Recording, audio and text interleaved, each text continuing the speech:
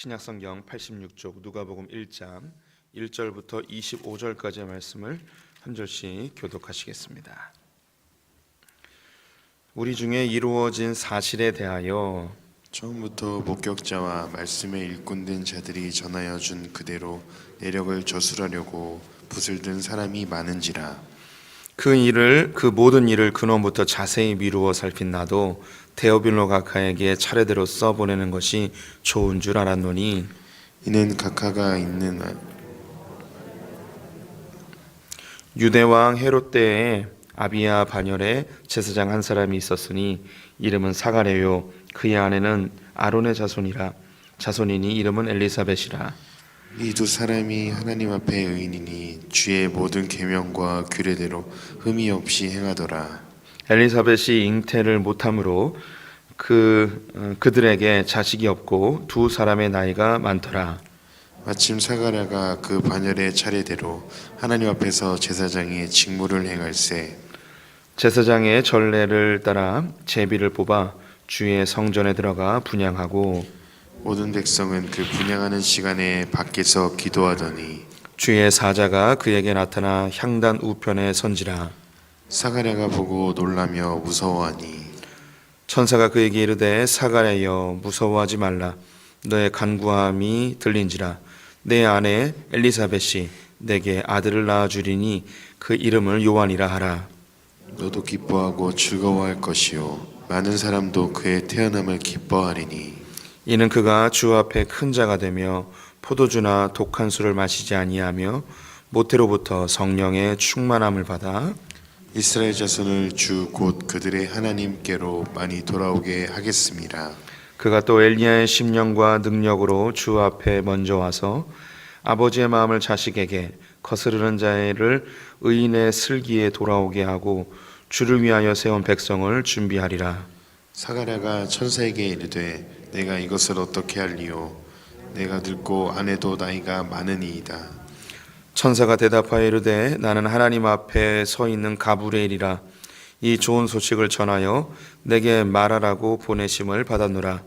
보라, 이 일이 되는 날까지 내가 말 못하는 자가 되어 능히 말을 못하리니 이는 내가 내 말을 믿지 아니하거니와 때가 이르면 내 말이 이루어지리라 하더라. 백성들이 사가랴를 기다리며 그가 성전 안에서 지체함을 이상히 여기더라.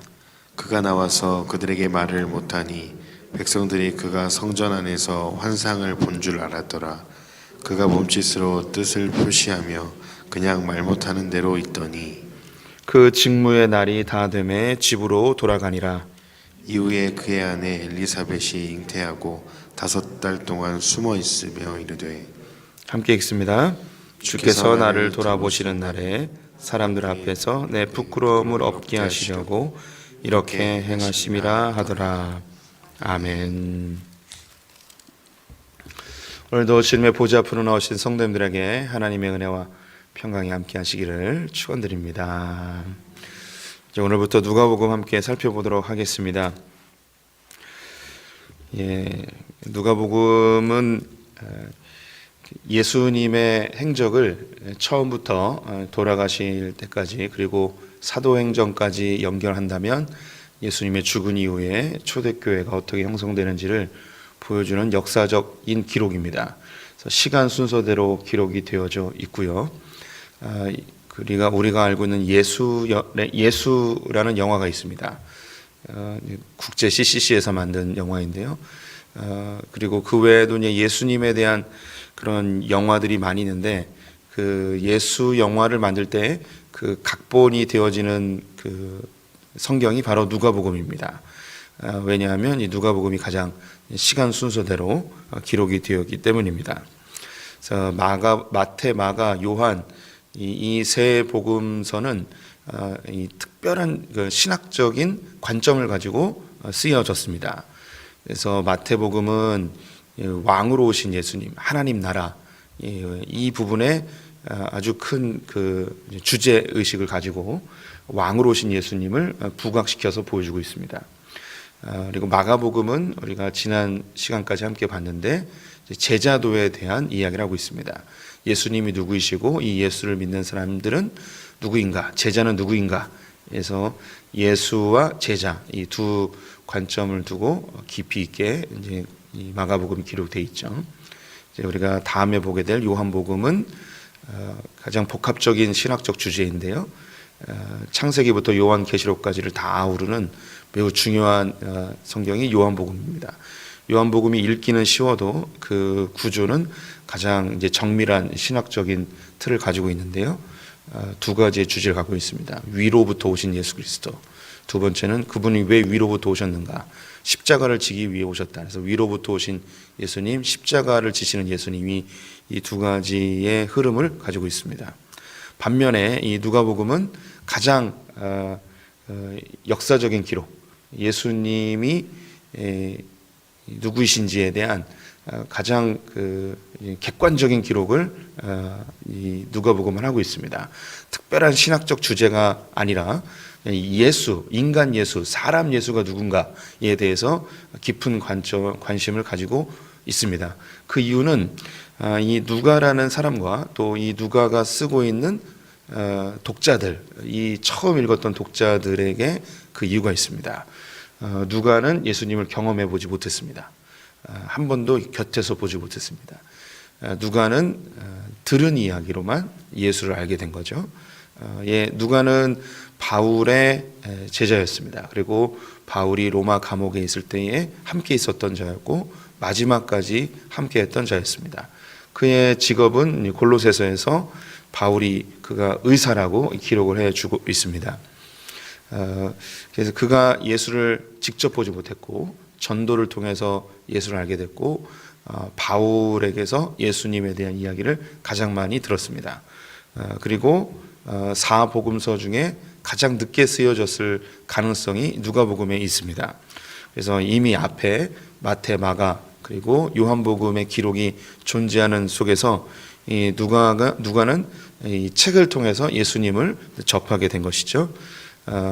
그러면서 이 예수님이 누군가에 대한 예수님에 대해서 자세하게 기록을 처음부터 끝까지 하고 싶은 욕구가 누가에게 있었습니다.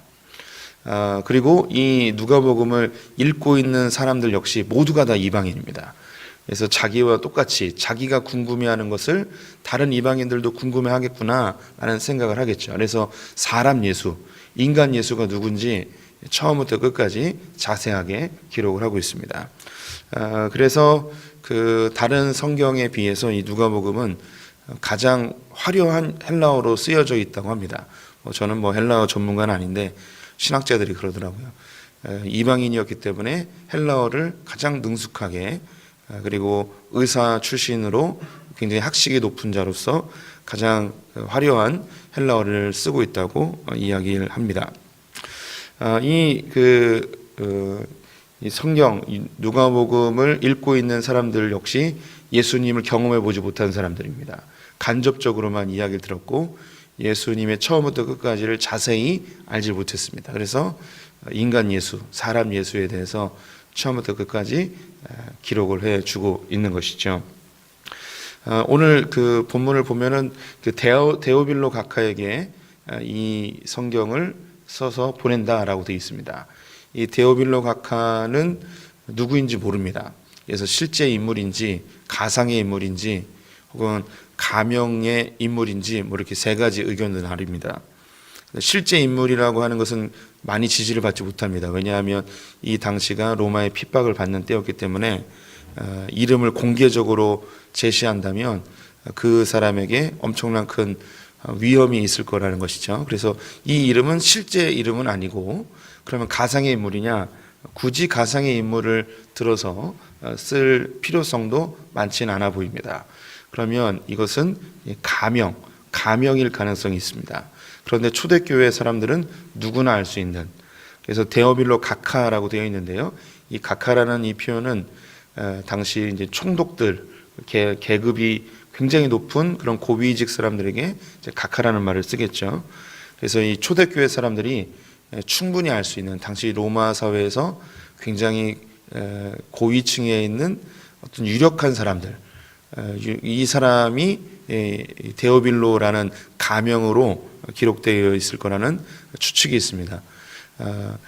이 그 데오빌로 각하로 대표되어지는 당시 이방인들, 예수를 직접 보지 못한 사람들에게 예수님에 대해서 자세하게 알려주고 싶었던 이 누가가 이 예수님의 행적을 직접 묻고 인터뷰하면서 직접 찾아다니면서 이 기록을 하였습니다. 그래서 다른 복음서들보다도 사람에 대한 이야기가 많이 나오고요. 그리고 구체적인 이름이 많이 나옵니다. 그리고 다른 복음서에서는 등장하지 않는 내용들이 많이 담겨 있습니다.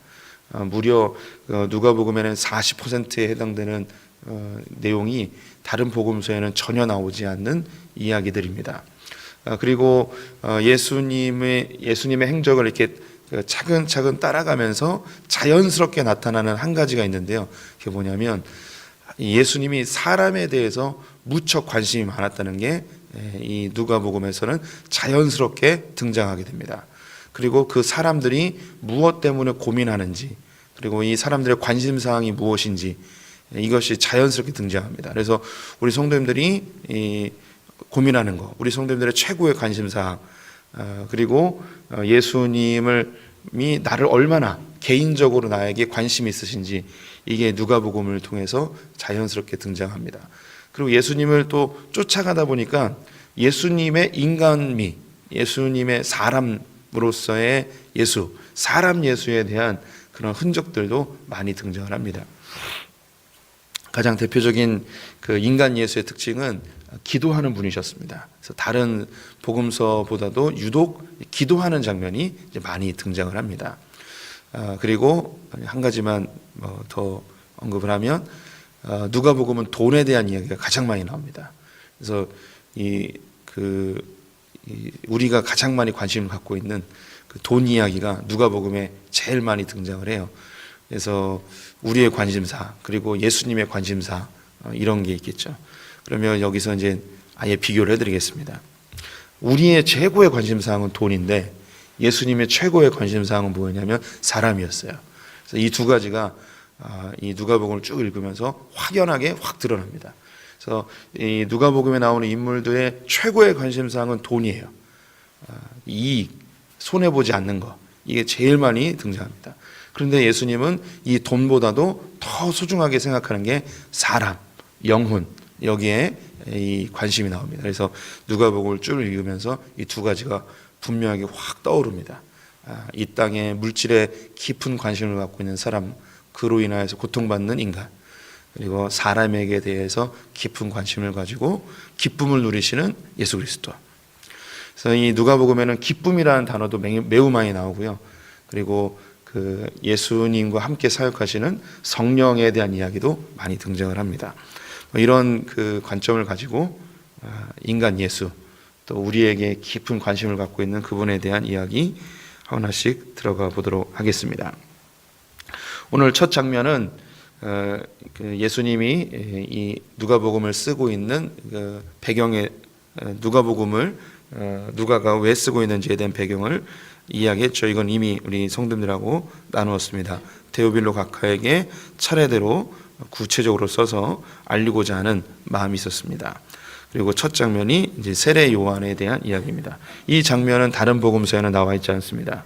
그리고 그 세례 요한의 아버지와 어머니에 대한 이름까지도 구체적으로 등장시키고 있죠. 그의 아버지는 사가랴였고 어머니는 엘리사벳이었습니다. 이 두 사람에게 가브리엘 천사가 나타나서 요한을 잉태할 것이라는 수태고지를 하는 장면이지요. 13절 말씀을 보시면 천사가 그에게 이르되 사가랴여 무서워하지 말라 너의 간구함이 들린지라 내 아내 엘리사벳이 내게 아들을 낳아 주리니 그 이름을 요한이라 하라. 여기에 주의할 것이 너의 간구함이 들린지라 라고 되어 있습니다.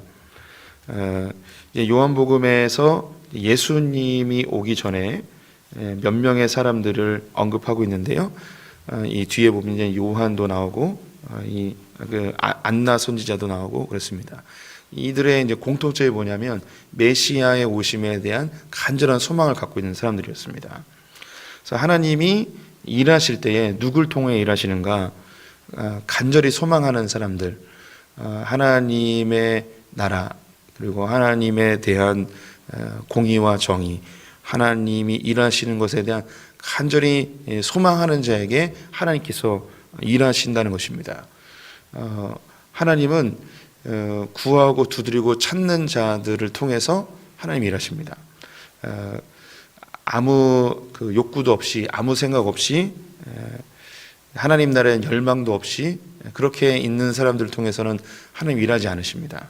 그래서 찾고 구하고 두드리는 자들에게 하나님이 나타나시고 그들을 통해서 일하심을 우리 성도님들이 기억해 주실 필요가 있습니다. 이 누가복음에서 이러한 이 패턴들이 계속 나와요. 이 뽕나무 위에 올라간 이 삭개오가 우리 성도님들에게 좋은 예라고 생각이 드는데, 예수님을 만나고자 하는 열망이 있는 사람, 이런 사람에게 주님이 찾아가십니다. 이 누가복음에 또 반복적으로 나오는 것이 예수님이 사람을 만나시는데 그 사람을 그냥 무작정 만나시는 게 아니에요. 이 누가복음에서 나오는 특징은 예수님이 누굴 만나시는데 이 만남 이전에 이 사람을 예수님이 만날 수밖에 없는 배경을 이야기해 줍니다. 거기에 나오는 공통점이 뭐냐면 간절히 사모하는 자들이 예수 그리스도를 만납니다. 오늘 가브리엘 천사가 많은 제사장들이 있었을 텐데 그 중에 이 사가랴와 엘리사벳을 찾아왔던 중요한 이유, 그들을 통해서 세례 요한을 낳게 하고 예수 그리스도의 준비를 하게끔 한 중요한 이유, 그것은 그들이 간구하였고 준비된 사람들이었다는 것입니다. 그럼 어떻게 이들이 준비되었는가? 6절 말씀을 제가 읽어보겠습니다. 이 두 사람이 하나님 앞에 의인이요 주의 모든 계명과 규례대로 흠이 없이 행하더라. 이들이 메시아에 대한 열망함이 있었는데 이 메시아가 이 땅에 오심에 대한 간절한 소망을 가지고 그들은 하나님 앞에서 의롭게 모든 계명과 규례를 지키며 흠없이 행하는 애씀이 있었습니다. 간절한 소망이 있었고 이 소망을 이루기 위한 자신의 삶을 복종시키는 애씀이 있었습니다. 저는 이 본문을 보면서 든 생각이, 우리가 이제 간절히 기도하는 것 중에 금식 기도가 있습니다. 제가 이 코로나 시기에 우리 성도님들하고 금식 기도도 해보자 이야기했는데, 우리가 하나님 앞에 간절한 소망이 있으면 이 소망을 이루기 위한 우리의 정결한 삶, 이 정결한 삶의 가장 좋은 방편이 금식이 아닌가라는 생각을 해봤습니다. 꼭 금식이 아니어도 하나님 앞에 간절한 소망이 있으면 이 소망을 이루기 위한, 하나님이 나를 통하여 역사하시기 위하여 준비되어지는 우리의 애씀, 흠없이 의롭게 행하려는 우리의 애씀이 동반이 되어야 된다는 것이죠. 하나님은 여기 뿐만 아니라 성경 전체에서 늘 일하시는 패턴이, 하나님은 사람을 통해서 일하십니다. 그런데 어떤 사람을 통해서 일하시는가?